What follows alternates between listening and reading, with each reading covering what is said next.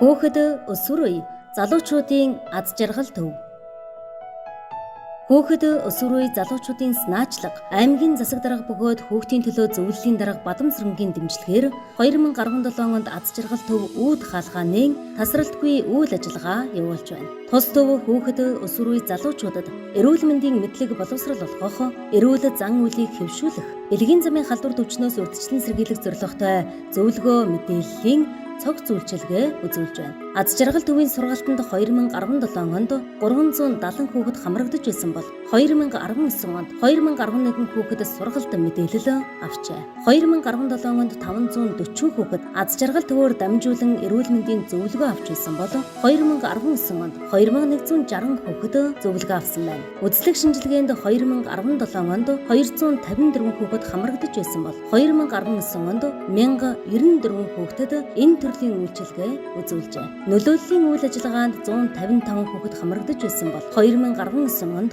267 болж өссөн байна. Нийт ерөнхий боловсролын сургуулийн хүүхдүүдийн 98% нь аз жаргал төвөөр үйлчлүүлсэн байна. Хөөхд өсвөр үеийнхний эрүүл мэндийн мэдлэг боловсрол олж авах, тэдэнд туслах, хамгаалах аз жаргал төв үргэлж нээлттэй. Өсвөр насны хүүхдүүд бид нөхөн үржигийн эрүүл мэндийн боловсролоо хаанаас хэрхэн авах тэр бүр мэддэггүй. Ээж авсаа асуугаасаа ичдэг, найз нөхдөсөө санаа зовдөг гэд асуудал тулгардаг юм. Тэгвэл ганцаараас тэр найз нөхдөөрөөс тэр хамтдаа очиод мэдээлэл зөвлөгөө авдаг газар бол аз жаргал төв юм. Үе тэнгийнхаа найзуудаа зориулаад өнөөдөр нөхөн үржигийн эрүүл мэндийн боловсрол гэж юу вэ? Бидэнд хэр чухал гэсэн сэдвээр мэрэгжлийн эмчийн зөвлөгөө хүргэх зорилоо. За сайн байцгаана уу. Өнөөдрийн хичээлээр нөхөн үржихийн эрүүл мэндийн өсвөр насныханд чухал сэдвээр хичээл явуулнаа. За нөхөн үржихийн эрүүл мэнд гэдэг нь зөвхөн нөхөн үржихийн эргэтэн тогтолцооны өвчин эмгэггүй, эрүүл байх төдийгүй бие махбод, оюун санаа, нийгмийн талаар бүрэн төгс эрүүл байж, хувь хүн хосууд сэтгэл ханамжтай, аюулгүй бэлгийн амьдралтай хэдэн хүүхэд төрүүлэх вэ?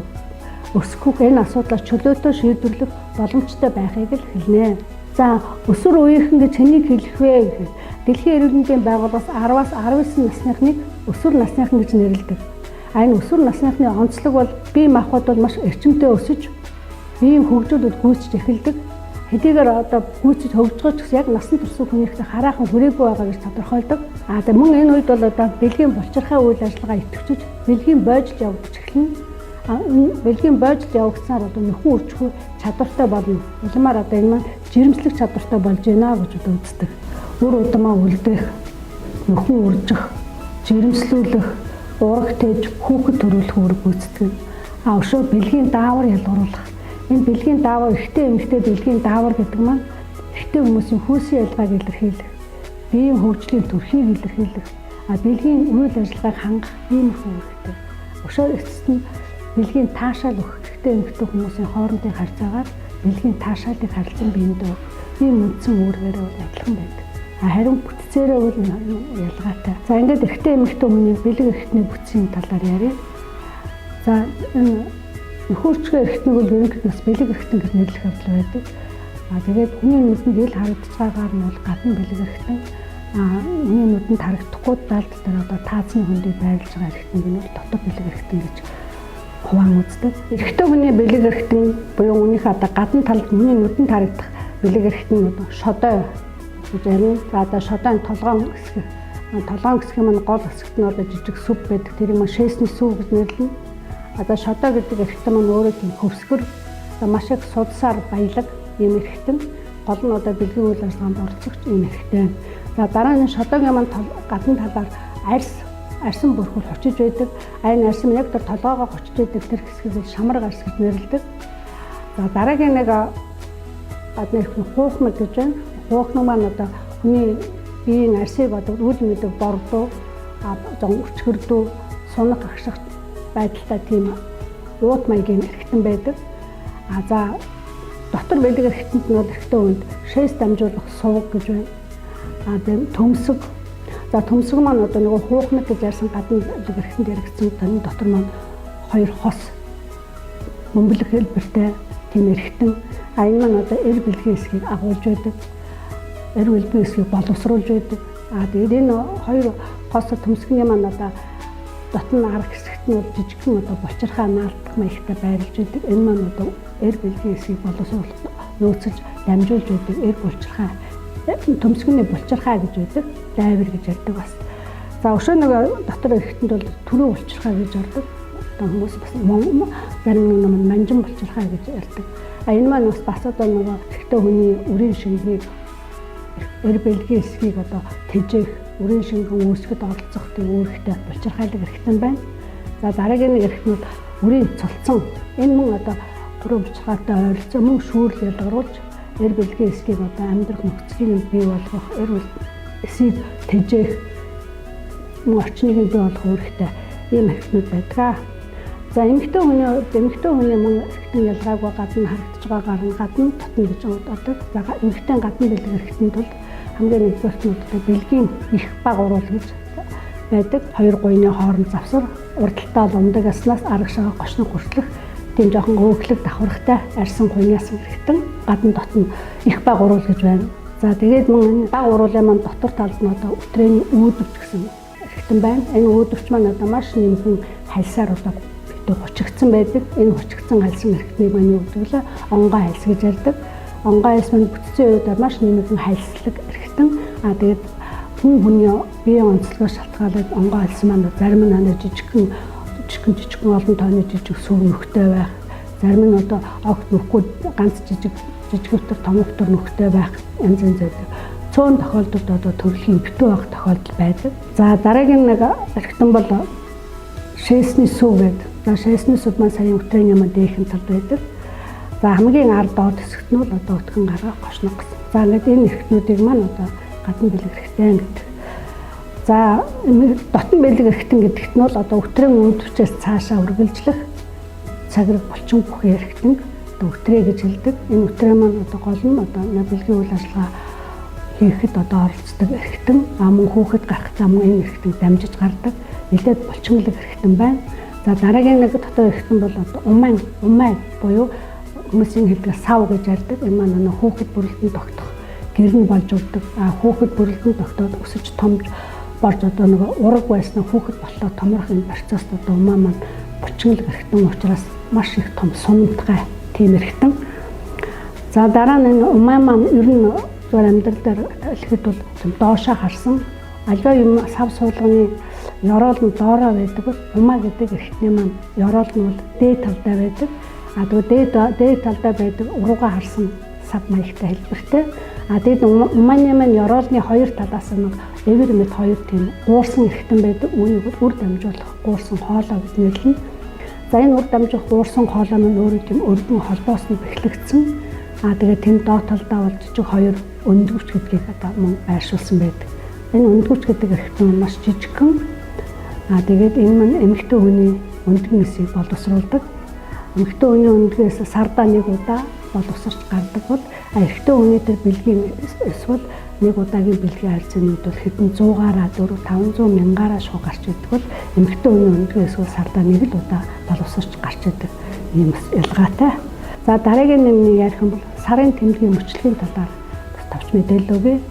Эмэгтэй хүний өтрөөнөөс тодорхой хугацааны мөчлөгтэйгээр цус гадагшлахыг сарын эм ирэх үеэр биений эм гэж нэрлэдэг. Биений эм ирсэн эхний өдрөөс дараагийн биений эм ирэх өдөр хүртэлх энэ хугацааг бол сарын тэмдгийн мөчлөг гэж нэрлэдэг.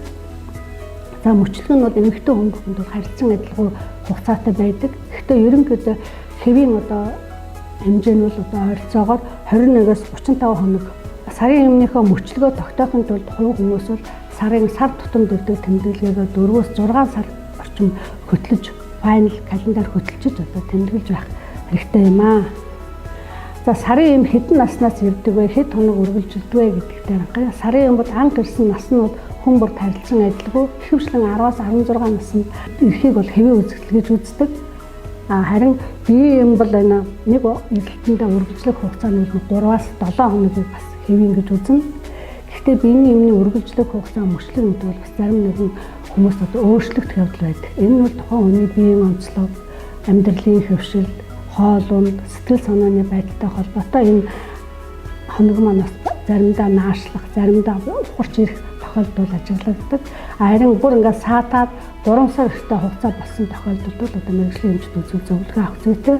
Тэрнээс богино хугацаанд бол өөрчлөгдөд бол хайртай юм гэж үзэхгүй. Сарын тэмдэг яагаад бас хаяад зогсчтой гэж байна. Ер нь одоо анхудаа сарын тэмдэг биений юм ирсэн хүмүүс 1-1.1 жил төрчин болж одоо хэвэн болж тогтворчдаг. Энэ хугацаанд бол одоо зарим сар саатах юм уу, бүр 2-3 сараар саатах тохиолдолд эмэрсээр ажиглагдав. Энэ бол одоо өндгөвчмийн үйл ажиллагаатай холбоотой учраас өндгөвчмөнд бүрэн гүйцэд одоо төгс хөгжил болоогүй байдагтай холбоотой бас техникийн үедээ саатах тохиолдол байдаг байх нэ. За мөн одоо зарим үед саатахаас гадна бас хугацаанаас өмнө хойных тохиолдол байдаг гэж хэлсэн тийм ээ. Энэ маань бас тухайн хүний биеийн байдал, ажлын ачаалал, амьдралын хэв маяг, сэтгэл санааны байдлын төвтэй холбоотой байдаг юм аа гэж тайлбарладаг юм байна. Энэ үед бол хувийн ариун цэврийг аягүй сахих үүднээс одоо тогтмол усанд орох хэрэгтэй. Усанд орохдоо бол байн одоо голын усын tutул орж болохгүй, зөвхөн шүршүүрт орох нь зөв байдаг. За дээр нь бэлэг хэрэгтнээ бол угааж элдв эвгүй өнөр гарахаас сэргийлэх хэрэгтэй. Угаахтаа бол одоо элдв янзын өнөр тамартай уус гагчнэр бол хэрэглэх нь бол тааламжгүй байдаг. Яг тэгвэл хүний өтрээ гэдэг хэрэгтэн чинь маш эмзэг мэдрэмтгий байдаг учраас түүнийг одоо янз бүрийн хашил мэдрэг байдлыг өсөхгүй үүднээс бол тийм элдв янзын хэрэглэхийг хориглодог. За бэлэг хэрэгтнийг зөвхөн одоо үл мэдэг савн өнөртөх төдий тийм савнтай бүлээн усаар угаах занших хэрэгтэй. Мөн яг сарын тэмдэг ирэх үед бол одоо ариун цэврийн хэрэглийг бас зөв сонгох хэрэгтэй. Өдрийн цагаар ямархуу хэмжээтэй хэрэглэхгүй, орон цагаар арай уртхныг хэрэглэх шийдтэй бас тэрийг сонгохдоо бас анхаарна. Биений бас яг тогтсон хугацаанд ирэхгүй ганц нэг хоногийн наан цаана ирэх тохиолдол байдаг учраас ялангуяа охтууд өдрөлгчээр номонд явахдаа бас нэг ганц 2 хоногийн өмнө ирч болцшгүй гэж одоо цүнхэндээ байнга одоо цэвэрхэн дуутанд одоо нэг ариун цэвэр хэрэглэх нөөцлөд аваад явах шийдтэй байх хэрэгтэй. Яг одоо биений ирсэн үед бол ариун цэвэр хангууднаас нэг ариун цэвэр хэрэглээ өдөрт 2-оос 3-4 удаа солихын зүйтэй гэж үзнэ. Тэг хэрэгэлсэн ариун цэврийн хэрэглийг бол хамаагүй хайж болохгүй. Тэр чинь нэг л бохор болцсон хэрэглэл учраас түүнийг одоо боож ууд савнд хийгээд огны савнд хийж хаях хэрэгтэй гэдгийг бас санахад илүүдэхгүй баха. За дараагийн нэг сарын тэмдгийн хуайн хөтлөх гэдээ ярьсан. Тэг яаж хуайн хөтлөх юм бэ гэхээр хуайн дээр бол юм ирсэн буюу дуусан өдрийг календар дээр тэмдэглэл хийгээд явдаг. Энэ тэмдэглэлийг бол 4-6 сарын турш тэмдэглэх нь зүйтэй. За харин сарын тэмдгийн мөчлөгөө тодорхойлох нь бас ач холбогдолтой. Энэ мөчлөгийг хэрхэн яаж тодорхойлох вэ гэвэл мөн одоо 4-6 сарын турш сарынхаа имийг ирсэн дуусан өдрийг нь тэмдэглээд сар бүрийн дуусан өдрөөс дараа сарын ирэх өдөр хүртэлийг тоолоод тэгээд тухайд яг одоо мөчлөг маань 48 хоногтой байна гэдгийг тогтоох хэрэгтэй. Ингэснээрээ бол тэр хүн одоо жирэмснээс сэргийлэх хуанлын аргыг хэрэглэх боломж бүрднэ. За энэ мөн охтын бэлгийн ариун цэврийн талаар хэдэн зөвлөмж өгье. Эмэгтэй хүний өтрээ бол өөрөө өөрийгөө цэвэрлэдэг хэрэгтэй. Тийм учраас дотгошооноо өтрөө рүүгээ бол янз бүрийн нөөцлөж угаах шаардлагатай өтрөө өөрийгөө цэвэрлждэг гэж ойлгох хэрэгтэй. Харин гадна хэсгийг нь угааж арчих хэрэгтэй. За дараа нь өтрөөс нь өөрөөс нэг тийм бас нэг зунгаг цагаан юм гэж гардаг. Энэ бол хэвийн үзэгдэл. Харин тэр гарчгаа цагаан юм янз бүрийн үнэртэй болох, эвгүй өнгөтэй болох ямар нэг эвгүй мэдрэмж төрөх тийм тохиолдол байвал одоо энэ ч хандаж зөвлөгөө авах зүйтэй. За мөн хүн бүхний өтрээний үнэр гэж байна те. Одоо тэ гарчгаа ялгацсан цагаан юм тодорхой хэмжээний бас үнэр агуулж идэг. Тэгээд тэр үнэрийг дарах гэж бас янз бүрийн хүмүүсмэлэр гэж янз бүрийн савын үнэртэн хэрэглэх бол шаардлагагүй маа гэдгийг бас зөвлөх байна. Дээр нь угааж арчхаас гадна биедээ бол маш эвтэйхэн даавн, бүс даавн тийм материалтай дотор хувцсыг одоо өмсөж хэрэглэх хэрэгтэй. Тэр дотор хувцсыг бол одоо өдөр тутам хүн нүрээ будаж амаа шүдэ угаадагтай адилхан өдөр бүхэн дотор хувцас сольж байх хэрэгтэй гэдгийг зөвлөе.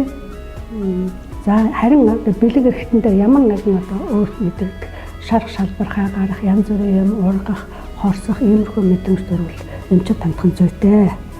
За дараагийн үедээ хүмүүдэд бас хандсан ариун цэврийн бэлэн юу авах вэ гэвэл гол нь шилжилтийн насны үед байгаа хүүхдүүдийн хөлсний буюу тосны улчиргаа маш идэвхтэй ажиллаж байдаг. Ийм учраас одоо ойрхон ариун цэвэрсэх гэж усанд орохгүй бол бас тэрнээс янз бүрийн үнэрт хандлага гардаг.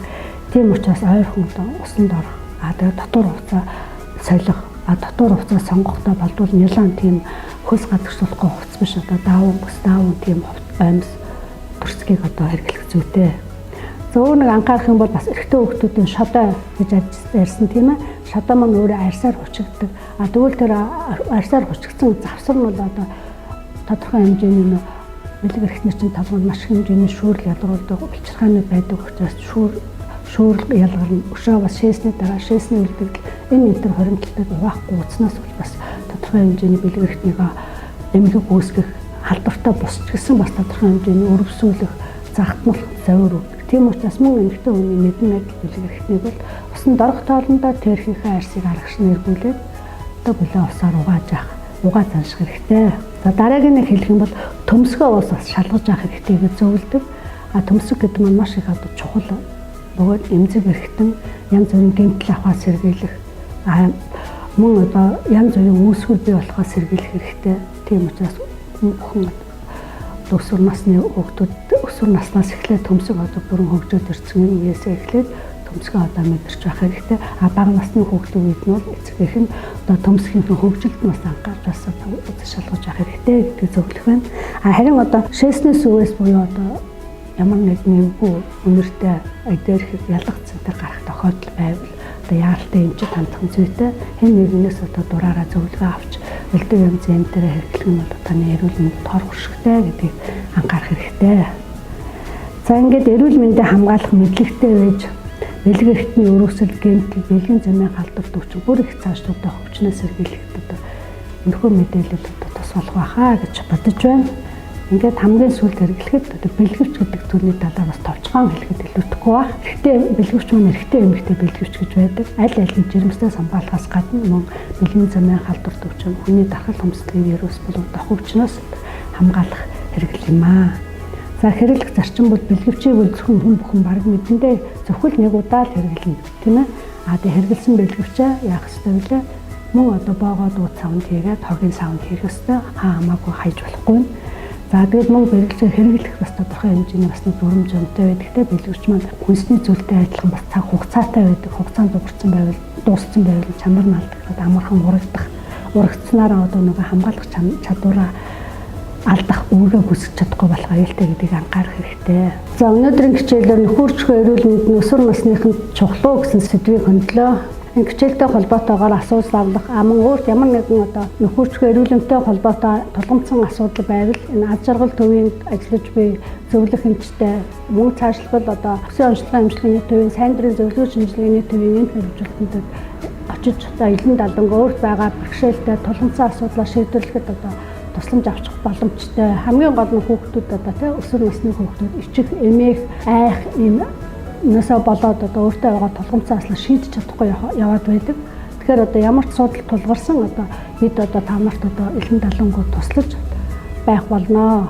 Ер нь нөхөрчхөө эрүүл мэндтэй холбоотой тулгамдсан асуудлаа шийдвэрлэхэд аз жаргал төвийн дээр байгаа зөвлөгч эмч мөн цаашлбал өсвөр онцлогын эмчилгээний төвийн сайн дурын зөвлөгөө шинжилгээний төв дээр эмч мэрэгчлэнгүүдэж хандаж элен далангуу өөртөө байгаа тулгамдсан асуудлаар шийдвэрлэх бүрэн боломжтой.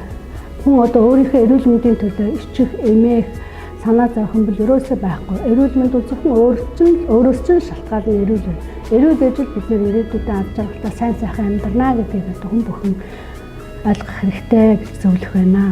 За ингээд дараагийн хичээлээр та бүхэнд бас энэ чиглэлээр одоо цувралаар хичээл өргөх болноо. Анхаарал хандуулсан баярлалаа. Өнөөдрийн хичээл сонирхолтой байсан гэдэгт найдаж байна. Хүүхдүүд та нар ямар мэдээлэл авахыг хүсэж байна? Манай нэвтрүүлэгт хандаарай.